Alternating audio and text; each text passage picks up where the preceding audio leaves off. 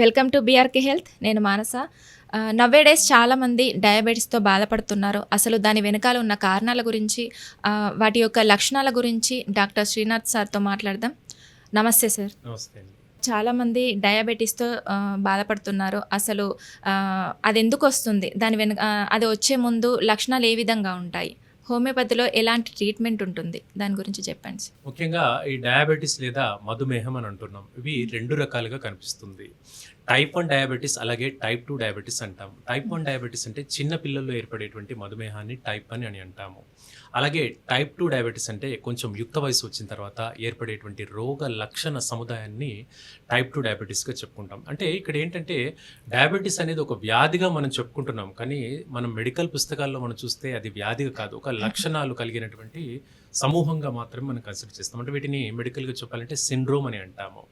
So అలా దీన్ని consider చేయొచ్చు. బికాస్ షుగర్ ఉండేటువంటి వ్యక్తులకు అతిగా నీరసం ఉండడము, తొందరగా అలసిపోవడము, యూరినేషన్ ఎక్కువగా రావడము, ఆకలి మందగించడము, చర్మం అంతా కూడా బాగా డ్రైగా మారడము, తర్వాత నిద్రలేమి లాంటి లక్షణాలు, ఇలా కొన్ని రకాల లక్షణాలు ఇప్పుడు మనం ఒక 4, 5 చెప్పుకున్నాం. ఇవి కాకుండా ఇంకో 10, 20 లక్షణాలు కనపడుతూ ఉంటాయి డయాబెటీస్లో. సో ఇవన్నీ లక్షణాలు అధికంగా ఉండేటువంటి కండిషన్ని మనం మధుమేహంగా చెప్పుకుంటాం.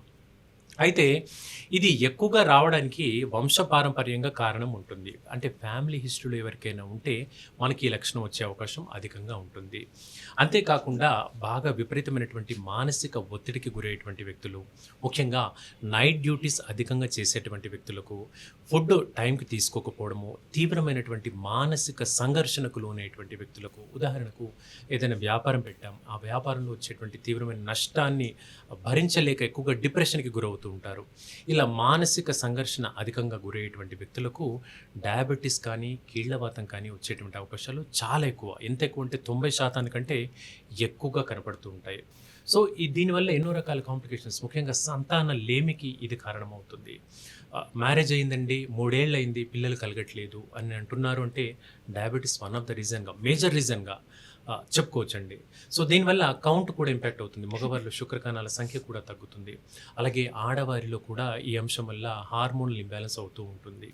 అంటే ముఖ్యంగా ఈ గ్లూకోగోన్ అనేటువంటి హార్మోన్ ఇంబ్యాలెన్స్ అవుతుంది, బరువు తగ్గుతారు, ఇలా ఎన్నో రకాల కాంప్లికేషన్స్కి దారితీస్తూ ఉంటుంది. సో ఈ సిమ్టమ్కి చాలా వరకు మాత్రలతో కంట్రోల్ చేయడానికి ప్రయత్నిస్తూ ఉంటారు. మాత్రలతో కంట్రోల్ అవ్వట్లేని పక్షంలో డాక్టర్ గారు ఇన్సులిన్ ఇంజెక్షన్ కూడా ఇస్తుంటారు. అంటే ఇన్సులిన్ ఇవ్వడం అంటే వెంటనే మనకు శరీరంలో రక్తంలో కలిసిపోతుంది కాబట్టి తీసుకునేటువంటి ఆహారం సక్రమంగా జీర్ణమయ్యేందుకు ఇన్సులిన్ హార్మోన్ అనేది హెల్ప్ అవుతూ ఉంటుంది. ఇలా ప్రతిరోజు ఒక ఇంజెక్షన్ తీసుకోవాలి, భోజనం చేయాలి, ఒక ఇంజెక్షన్ తీసుకోవాలి, టీ తాగాలంటే కుదరని పని. అండ్ ఇంకోటి, అది ఎక్కువ కాలంగా చేసుకోవడం వల్ల కూడా దుష్ప్రభావాలు కూడా కనిపిస్తాయి. దుష్ప్రభావాలు అంటే మేజర్గా చెప్పుకోవాల్సింది లివర్ డ్యామేజ్, అలాగే కిడ్నీ డ్యామేజ్ అనేది ఈ డయాబెటీస్ వల్ల కలుగుతూ వస్తుంది. ఫ్యాటీ లివర్ రావచ్చు, అలాగే లివర్ యొక్క పనితీరు తగ్గడం కానీ అధికంగా కనపడుతుంది. వీటిల్లో లివర్లో ఉండేటువంటి కణాలు దెబ్బతింటాయి. ఇప్పుడు ఎలా చెప్పుకోవచ్చు అంటే, ఇప్పుడు మనం ఒక మాత్ర వాడుతున్నామండి, మనకు జ్వరం వచ్చింది, డోలో అనే మాత్ర అందరికీ తెలిసింది, ఆ మాత్ర వాడుతున్నాం, మాత్ర వేసుకుంటున్నాం. ఎంత మేర శరీరానికి అవసరమో అంతే మేరనే శరీరం గ్రహించి మిగతాది లివర్ ద్వారా ఫిల్టర్ అవుతూ ఉంటుంది. సో అలా అధిక మోతాదు ఉండేటువంటి ఔషధ గుణాలన్నీ కూడా లివర్లో స్టోరేజ్ అయితే లివర్ డ్యామేజ్ అవుతూ వస్తుంది.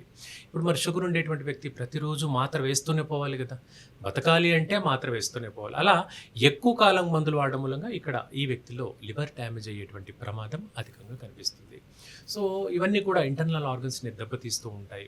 అంతేకాకుండా చేతుల తిమ్మిర్లు, పాదాల మంటలు, నీరసము, కళ్ళు కూడా మసగ్గా ఏర్పడము, డయాబెటిక్ రెటినోపతి అంటాము, చూపు మసగ్గా ఏర్పడడం లాంటి కాంప్లికేషన్స్ అన్నీ కూడా డయాబెటీస్లో కనబడతాయి. ముఖ్యంగా యుక్త వయసు వ్యక్తులు వచ్చినప్పుడు మాత్రం పాదాల్లో తిమ్మిర్లు, సుద్దుతో గుచ్చినట్టుగా నొప్పి, మంటలు ఇవి అధికంగా కనిపిస్తూ ఉంటాయి. కొంచెం ఎల్డర్లీ ఏజ్ గ్రూప్ అంటే 60 సంవత్సరాల ఏజ్ గ్రూప్లో అయితే కంటి పైన ప్రభావితం అవుతుంది. అలాగే 50 ఏజ్ గ్రూప్లో పాదాల్లో స్పర్శ జ్ఞానం తగ్గుతుంది, పాదాలు మొద్దుబారినట్టుగా కనపడుతూ ఉంటాయి. ఇవన్నీ డయాబెటిక్ యొక్క కాంప్లికేషన్గా మనం చెప్పుకోవచ్చండి.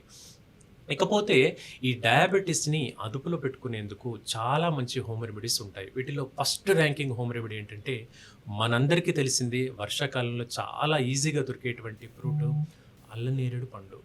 ఈ అల్లనేరేడు పండు, దీన్ని సైజిజియం జంబోలినం అంటాము మెడికల్గా చెప్పుకోవాలంటే, బొటానికల్ నేమ్ అండి.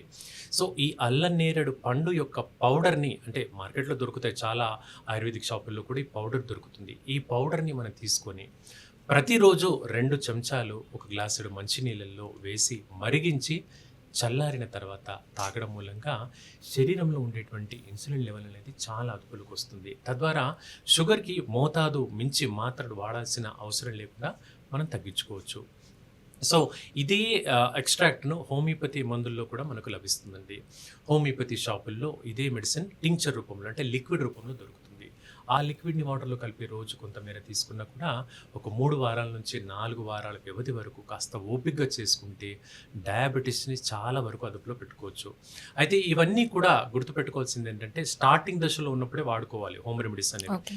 ముదిరిపోయింది 2 ఏళ్ళు అయింది, 3 ఏళ్ళు అయిందంటే ఏ హోమ్ రెమెడీస్ కూడా పని చేయకుండా అవుతాయి. అంటే మొండిగా మారిపోయే ప్రమాదం కనిపిస్తుంది. Okay so sir. అన్ని డేస్ వాడిన తర్వాత ఒకవేళ మానేస్తే మళ్ళీ షుగర్ లెవెల్స్ పెరిగే అవకాశం ఉందా సార్? తప్పకుండా అమ్మా. అదే అందుకనే దీన్ని మనం చూసుకోవాలి. షుగర్ లెవెల్ ఏ స్థాయిలో ఉంది. ముఖ్యంగా చాలా మంది వ్యూవర్‌కి తెలియని విషయం ఏంటంటే హెచ్‌బీఏవన్సీ అంటాం. అంటే షుగర్ సాధారణ స్థాయి ఎంత ఉండాలి అంటే హెచ్‌బీఏవన్సీ అనేది ఎప్పుడు కూడా 7 లోపు ఉండాలి. 7 దాటి ఎక్కువగా ఉంది, 8 ఉంది, 9 ఉంది అనుకోండి, శరీరంలో షుగర్ అదుపులో లేదు అని అర్థం.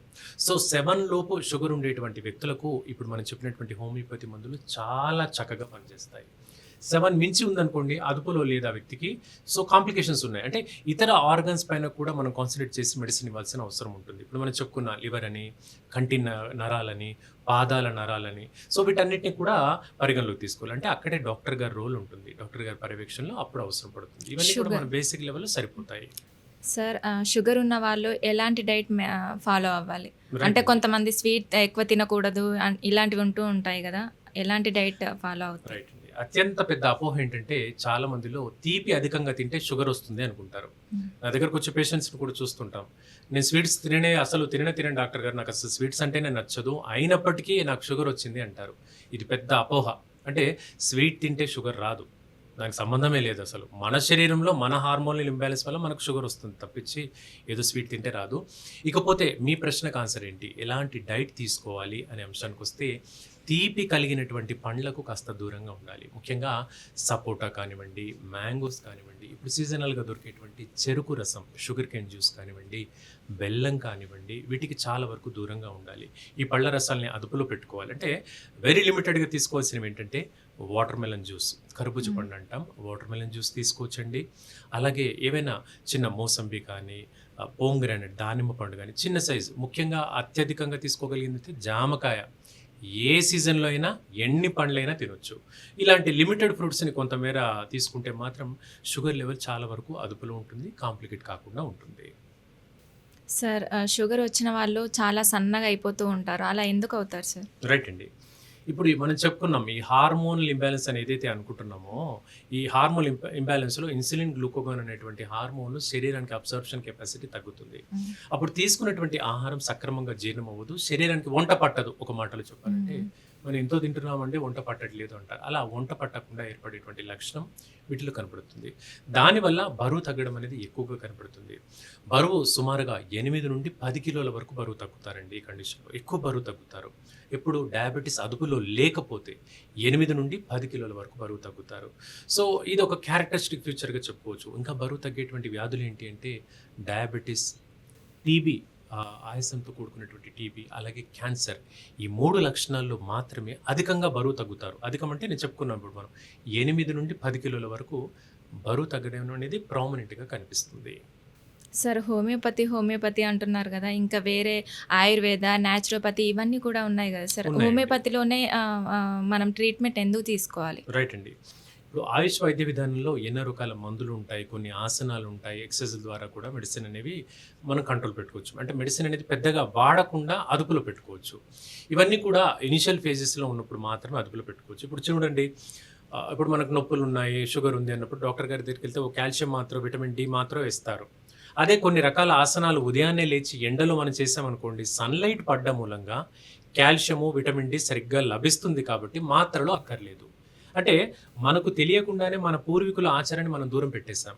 ఆసనాలను దూరం పెట్టేశాం, ఔషధ గుణాలు కలిగినటువంటి మొక్కల్ని దూరం పెట్టాం. దీనివల్ల మనం మందులు వాడాల్సిన అవసరం పడుతుంది. సో వాటిని కాస్త దగ్గర తీసామనుకోండి, మందులు వాడడం కూడా తగ్గుతుంది. Thank you sir. చూసారు కదండి ఈరోజు ఎపిసోడ్. మరో ఎపిసోడ్తో మళ్ళీ కలుద్దాం. చూస్తూనే ఉండండి బీఆర్కే హెల్త్. Thank you.